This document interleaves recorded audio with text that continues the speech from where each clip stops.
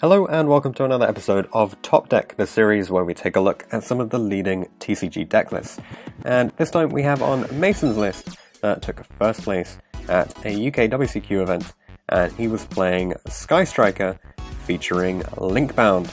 So let's run through the list and then we'll move on to the usual additional commentary. There's some very cool stuff in the side and extra of this list as well. So for the hand traps, just the triple ash, nothing else going in here.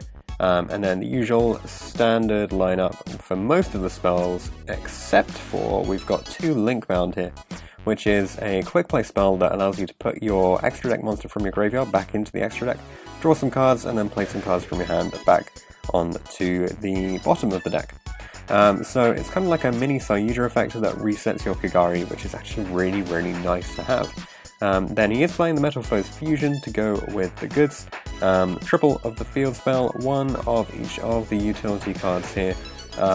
Triple Widow Anchor, obviously, one Hercules base, another way to recycle, and double Super Poly in the main. This is pretty interesting, and this has a huge impact on the format because it's basically an auto win in a couple of the matchups.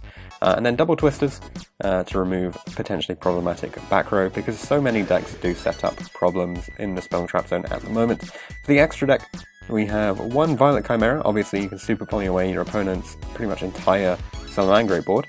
And then one Venom Fusion Dragon, very strong against the Thunder Dragon matchup to just take all their monsters basically. And then for the utility slots we have a Boral Sword, Heater, Phoenix, Avramax, very nice here actually, very easy to summon as well. Triple Hayate, one Kigari, one Kana, triple Shizuku, and one Topologic Bomber Dragon as another piece of nice utility there. For the side deck, very standard to have triple Lancia.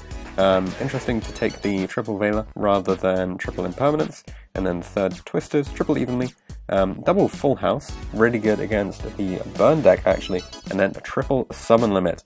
So we've seen a lot of Striker lists running There Can Be Only One, and now we see the other floodgates of the Summon Limit, which is very impactful in this format going into the Striker list. So let's get on with the rounds and the siding strategy. So an incredible record from this event, going 6-0-1.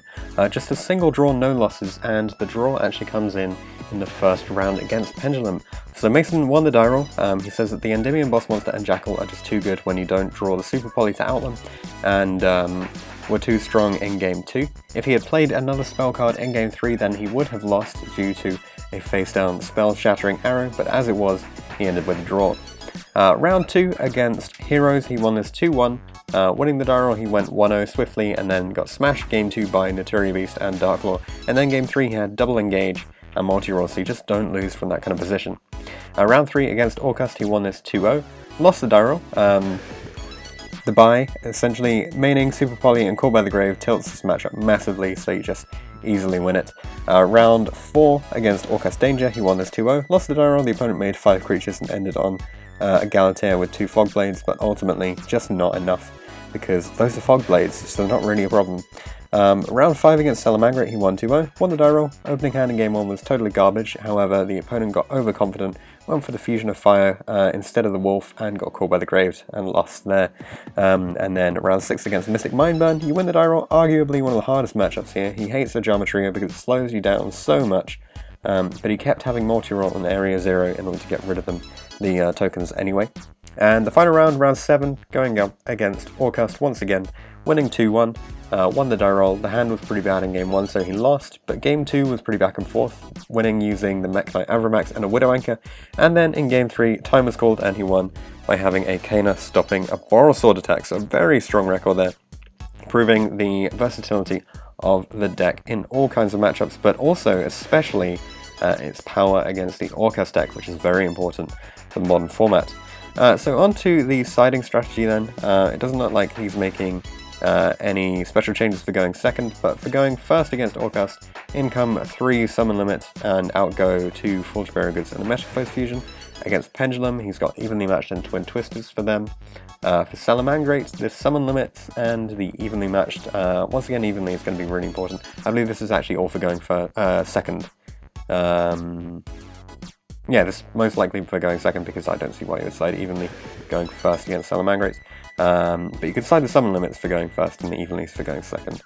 For Mystic Mine, he's got the Twisters, the Full House, and the evenly matched. and he can take out the things like the Shark Cannon, which is totally irrelevant, the Call by the Graves as well, and the Super Polys also. So you have a bunch of cards within the main deck that aren't super applicable in that particular matchup, and it's very easy to side them out because of the options that he has available within the side deck. He said that the event was really good overall, and the judges and people at Exeter were really, really nice. He decided to play this deck because he believes it is the best in the format. The hardest deck to face off against is just anything that has Imperial Order in the main or Naturi Beast, and the easiest is by far Orcust. Compared to the standard build, he made the 2 Link Bound, obviously, which he said was absolutely amazing all day because it allowed him to recycle his Kagaris and get engaged back a lot more often in order to extend his plays. He says that the list is perfect at the moment, but ideally it would have more Burning Abyss cards. Obviously the most influential set was Dark Saviors, and there's nothing really coming up that's going to be affecting this deck a lot, because there's just not a lot coming out before the Nat season. And shoutouts will go to Big Chris for lending him the Boros Sword and for judging, to Alex Everson for making top 8 and Tim for coming second, to Ollie for driving, Matt Mills, and shoutouts go to Bay Ariana Grande for being the perfect human being. So thanks very much for coming on, Mason, and sharing your list with us. Congratulations on your really incredible record.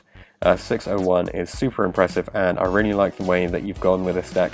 The Super Polys and the Link Bound providing some really great versatility, and the side deck too is just very different from the kind of thing that we've seen before. So thanks for coming on, and I'm sure we'll see more of you in the future. Thanks for watching this episode of Top Deck. If you have any comments or suggestions that you would like to make, leave them in the comment section down below. Check out the description for details of how you can get involved in this series. You can enter by voice interview, or instead you could just send all of your information over Facebook Messenger. Anything like that will be absolutely fine. If you want to see anything in particular from the upcoming series, then be sure to get in touch, and I'll see you guys in the next video.